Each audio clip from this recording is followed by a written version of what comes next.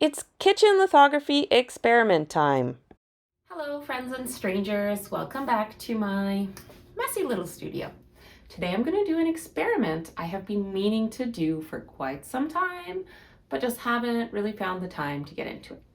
And that is testing out a variety of inks and how they work with kitchen lithography. I'm just working with the inks I already have in my studio, so it's definitely not going to be a comprehensive list, but it should still give an idea of how the consistency and type of ink can affect the outcome of your kitchen lithography prints. So let's get started. First off, a large piece of aluminum foil. I'm going to separate that into 6 little segments. And then write the name of each ink I plan to use on the segment. I'm doing some drawing, just lines and shapes, trying to keep it relatively even throughout. And then I'm going to go ahead and do a quick cola etch.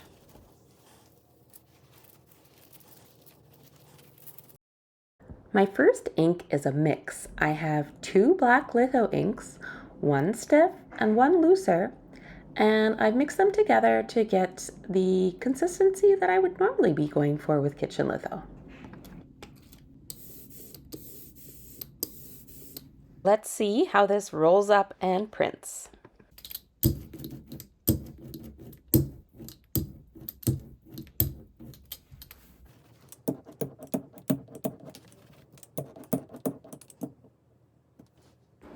For this experiment, I will do all the tests on newsprint.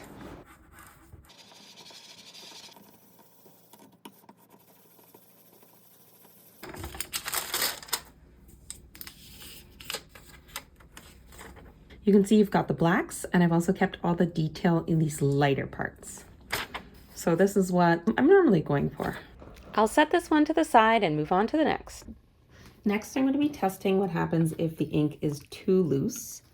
I'm taking some of this same litho ink that I was just using, and I'm going to add way too much modifier to make it greasy and runny. And let's see what happens with this one.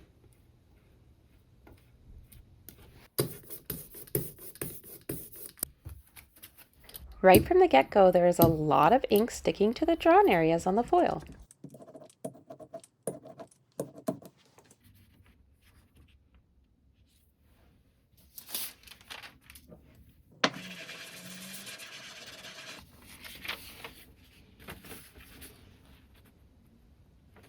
So it's printing a lot darker, which sometimes you might want, but at the same time, it's not staying nice and crisp on those lines. So if you wanted to print it darker, you might want to loosen up slightly, but not to the extent that I have done here.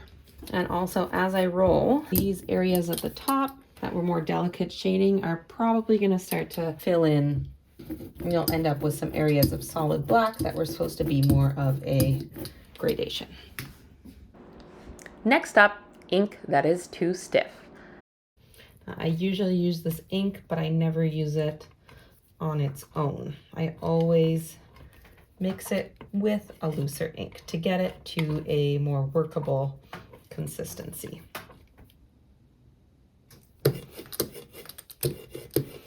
It's so stiff, it doesn't even want to roll out. It's also very cold in my studio, meaning that the ink is as stiff as it can be.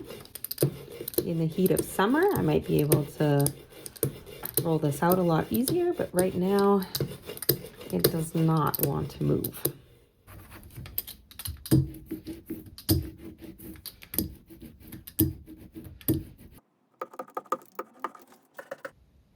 So with this consistency, I'm not worried about it filling in at all, but what would be the trouble would actually be getting it to ink up enough to get a nice print where the darks are going to print dark. I've been working on this one a while, so I'm ready to see how it prints.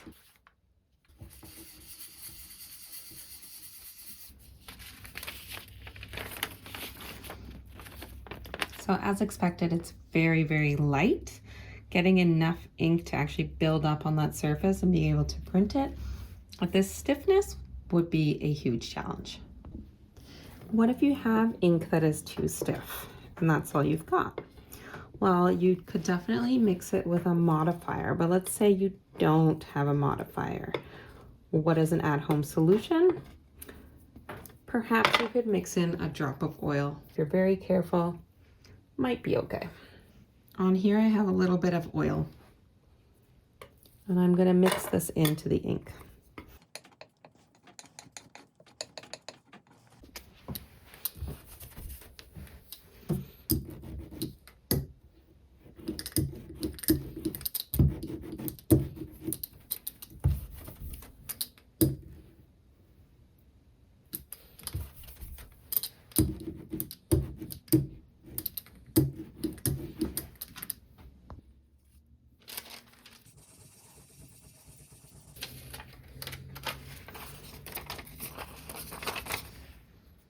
Huge difference. Kitchen litho needs oil-based ink. So you might pick up something and see oil-based, or another one that says oil-based. But before that, it also has the words water miscible, or here, washable. These are both great inks for relief print, but they're not gonna work for kitchen litho. Well, why would that be? If you can wash it in water, meaning it's oil-based but it can dissolve into water, what's gonna happen when you roll it over water on the surface of your foil?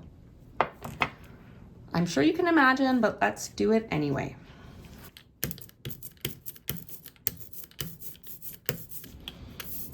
Here we go.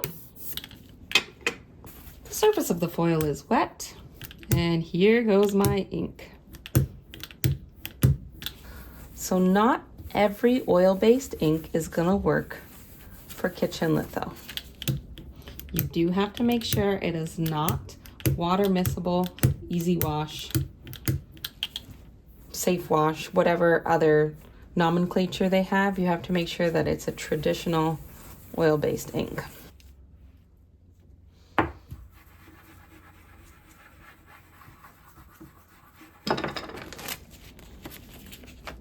So you can see that some of this ink has stuck to the drawing area, but it's also just been spread all over the surface and made a mess. So it is not suitable for kitchen litho. Next up is relief ink, and this is actually the only one that I have that is properly oil-based.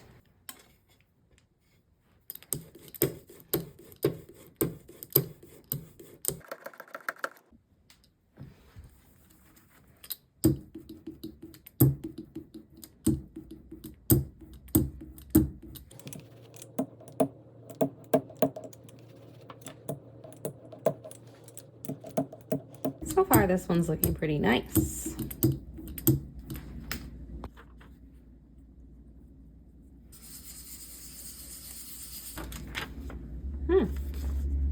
This one's looking pretty good. See what happens if you keep rolling.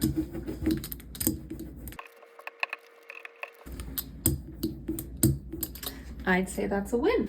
Of course, different relief printing inks are gonna have different consistencies, so that's just this specific one is turning out really nice. All right, time for one last test. The last ink I'm going to test today is Charbonnel Etching Ink, well over 15 years old. Totally hardened on the top, but I'm going to see if I can get some good ink inside, which, yeah, there is. Here we go. Okay. Obviously, this consistency might be a little different than if you have a fresh can. I don't know. It's been so long. I haven't done etching in a long time. Just for me, what I'm noticing about this ink is it feels really gritty. I don't know. Maybe people who do etching can let me know if that's normal.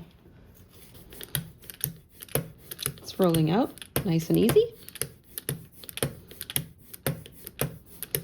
let's see what happens on the foil.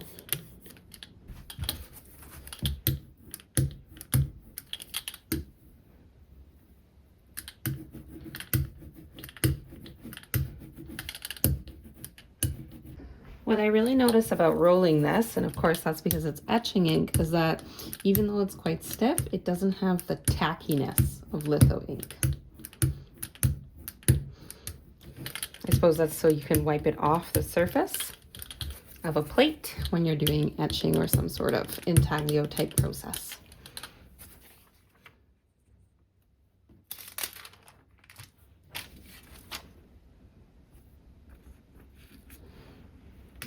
And it prints all right. I decided to roll this one up again with a little more ink to see if I could get a better print.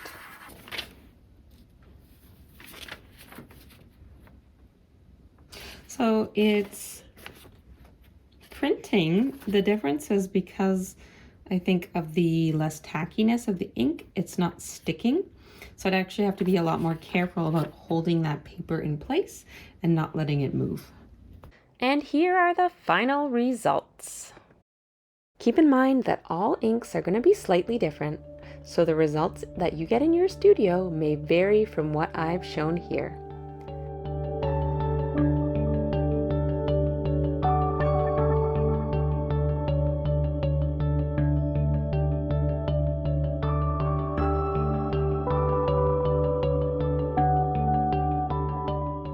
I hope you enjoyed today's video, and I'll see you next time for more printmaking experiments.